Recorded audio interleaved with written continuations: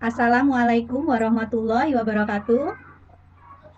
Waalaikumsalam warahmatullahi Warahmatullahi wabarakatuh. wabarakatuh. Selamat siang semuanya. Apakah sudah Selamat siap siang. untuk belajar hari ini? Siap, Sudah. Bu. Siap, alhamdulillah. Mudah-mudahan semuanya dalam keadaan sehat walafiat dan tetap semangat untuk belajar meskipun melalui layar kaca. Baiklah anak-anak, sebelum kita mulai belajar, kita berdoa terlebih dahulu. Silahkan Mas Bima untuk memimpin doanya. Sebelum kita memulai pelajaran, marilah kita baca doa bersama-sama. Doa mulai. Doa selesai. Ya, terima kasih.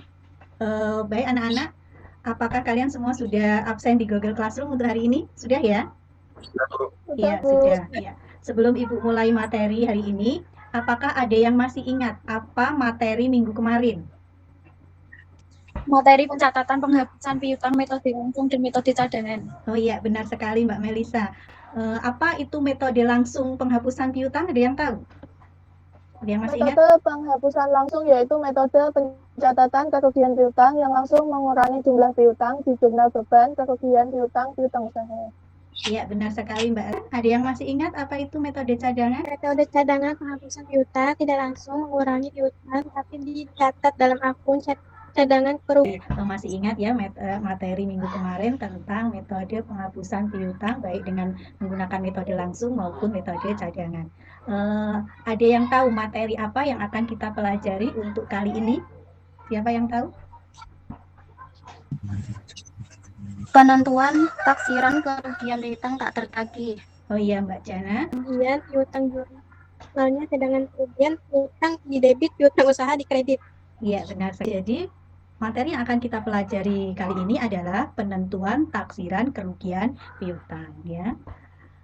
Taksiran kerugian piutang ini masuk dalam kompetensi dasar 3.3 yaitu menganalisis metode langsung dan metode cadangan untuk piutang tak tertagih.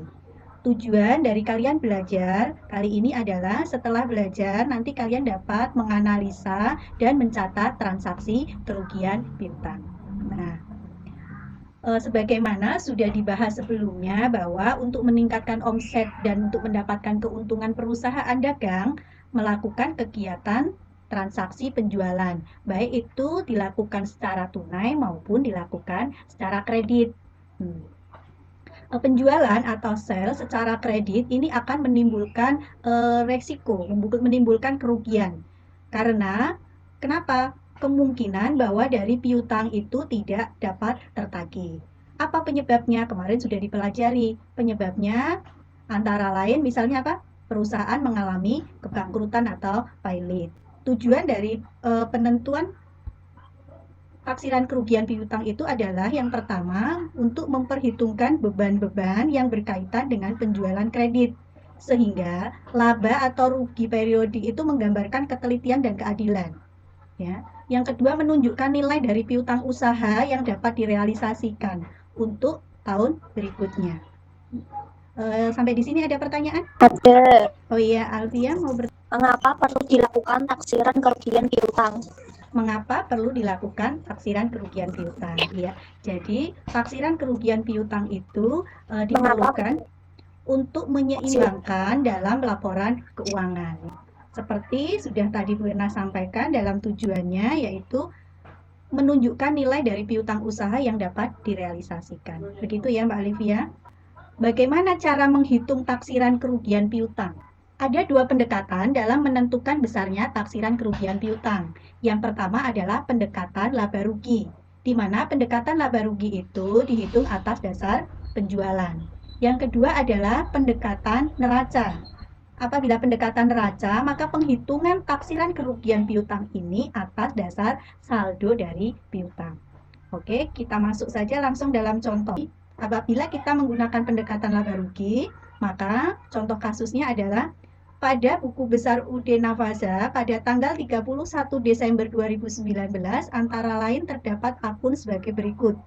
Ini akun buku besar, account receivable sebesar 250 juta. Allowance for doubtful debt, cadangan kerugian piutang, dicatat di sebelah kredit sebesar 2 juta.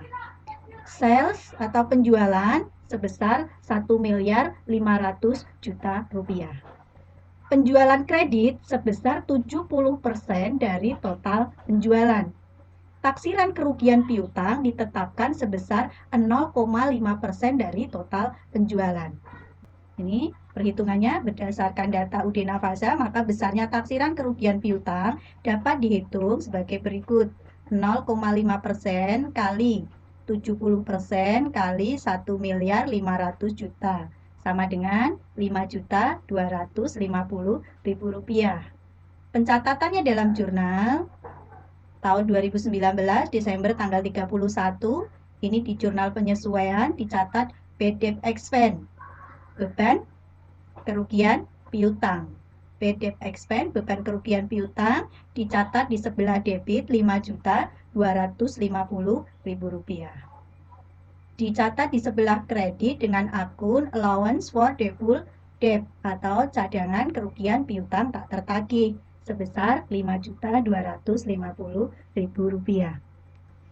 Sehingga nanti akan tampil pencatatannya dalam buku besar. Ini buku besar ya, akunnya allowance for default debt, cadangan kerugian piutang tak tertagih.